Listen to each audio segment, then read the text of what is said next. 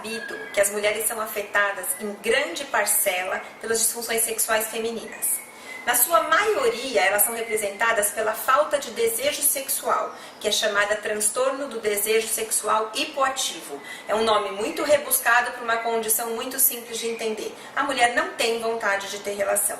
Isso é mais comum nas relações mais estáveis, de longa data, mas pode interferir em qualquer momento da vida da paciente. Outras disfunções importantes são o vaginismo, que é a contratura da musculatura pélvica que impede a penetração, e a dor na relação sexual, chamada de dispareunia. Além disso, a falta de possibilidade de lubrificação e também de atingir o orgasmo na relação são consideradas outras disfunções importantes que podem acometer as pacientes e todas elas merecem tratamento.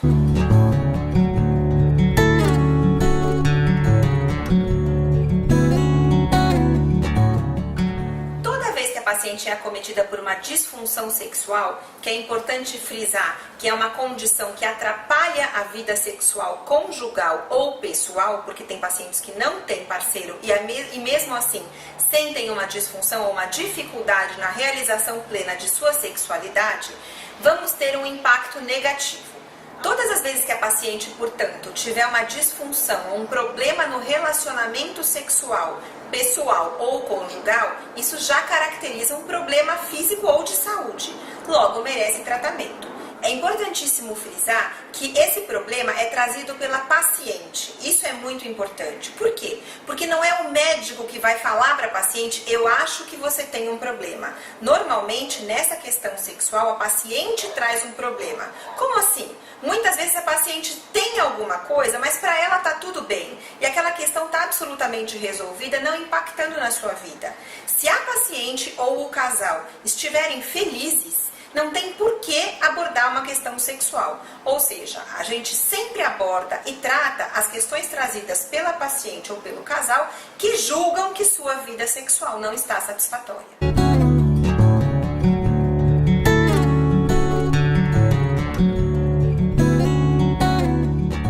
Bom, o papel do parceiro é fundamental. Logicamente, a grande maioria dos casais, desde que tenham uma vida sexual regular e saudável, vão ter um impacto negativo juntos na presença de uma disfunção sexual. É importante saber que a disfunção sexual pode ser masculina ou feminina. No caso, estamos tratando das disfunções sexuais femininas, mas dá para entender que uma vez que um dos membros do casal não está bem, o outro vai se ressentir do mesmo problema.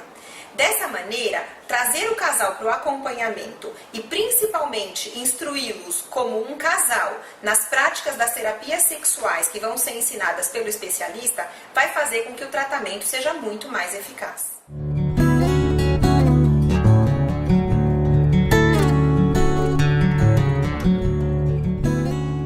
Bom, baseado em estudos recentes, um grande tabu ou mito parece que caiu por terra.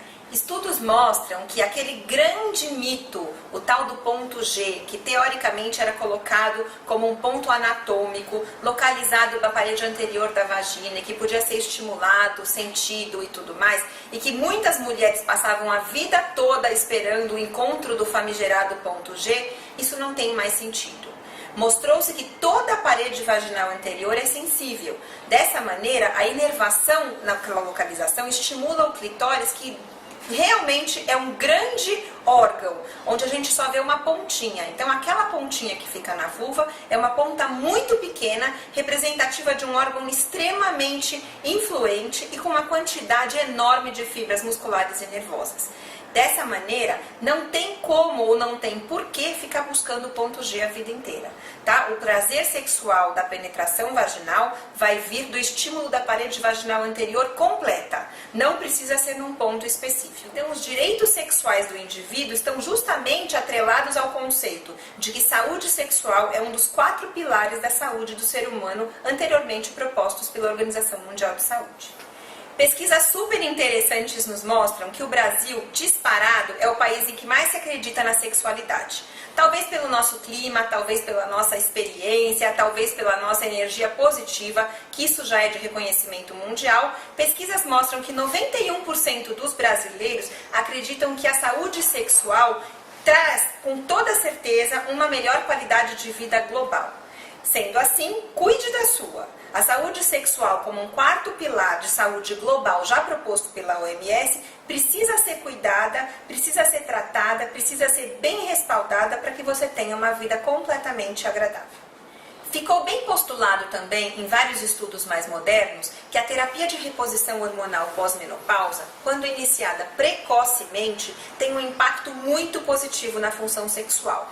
Vamos lembrar que as mulheres na pós-menopausa já estão sofrendo uma série de sintomas desagradáveis, as ondas de calor, a insônia, eventualmente até um quadro de depressão, mas o impacto sexual ou a perda da função sexual, que era prazerosa até aquele momento, pode trazer um agravamento de todos esses sintomas.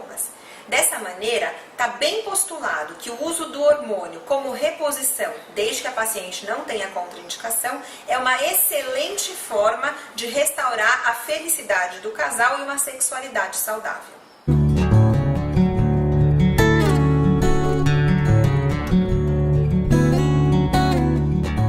Então, na síndrome do transtorno sexual hipoativo, que é o nome correto para se usar quando a paciente não tem desejo ou não tem vontade de ter relação, uma série de órgãos podem estar envolvidos. Desde o cérebro, como por exemplo depressão e ansiedade, podem estar envolvidos no processo e precisam ser tratados adequadamente.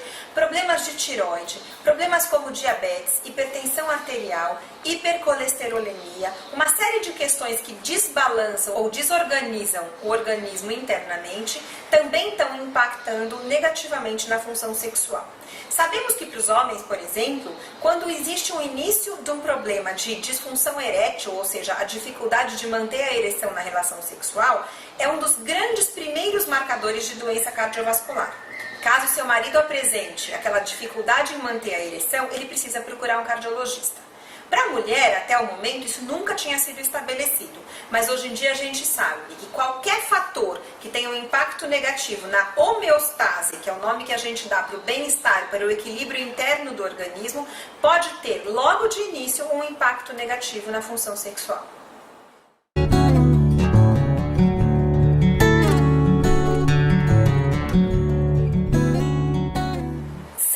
De dúvida, a sexualidade é um evento multiprofissional, ou seja, não tem médico sozinho que seja capaz de tratar o problema, também não dá para ser só com um fisioterapeuta, nem só com um psicólogo.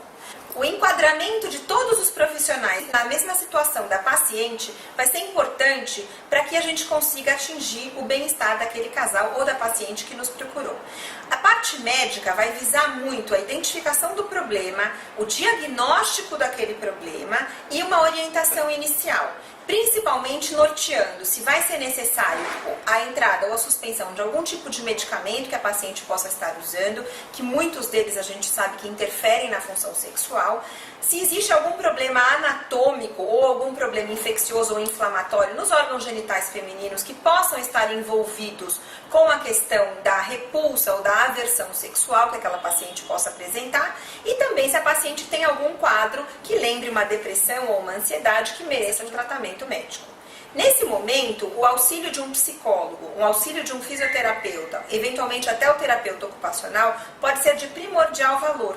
Dessa maneira, vocês vão conseguir um atendimento global, que com certeza é o molde mais natural e mais satisfatório que toda a medicina moderna apresenta hoje em dia.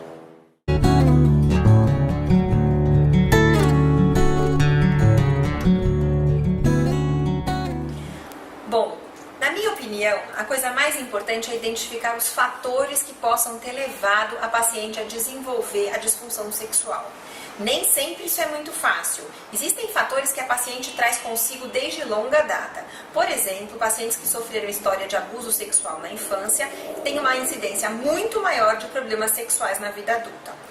Fora essa situação, problemas médicos, como por exemplo o uso de algumas medicações, muitos antidepressivos, medicações para emagrecer, ansiolíticos, ou mesmo outros remédios que não teriam nada a ver com isso, como alguns tipos de antihipertensivos, podem ser implicados numa piora da função sexual. Dessa maneira, uma maneira prática de evitar é não introduzir a tal droga. Ou, se a paciente estiver usando e tiver uma queixa sexual, a mesma precisa ser trocada por uma outra classe. Além disso, temos outros fatores importantíssimos. O encontro ou desenvolvimento de depressão e ansiedade na sociedade moderna tem incidências altíssimas. E essas condições notoriamente têm um impacto profundamente negativo na função sexual. A paciente precisa se reconhecer e saber quando ela não estiver bem. Às vezes o médico tem dificuldade de entender isso numa única consulta. Mas uma vez que a paciente percebeu que o seu dinamismo, a sua alegria, a sua energia positiva interna diminuíram muito ou pelo contrário até estão ausentes, isso precisa ser levantado numa consulta. E pensar no diagnóstico de uma eventual depressão e ansiedade, que quando tratados tem um impacto positivo na função sexual.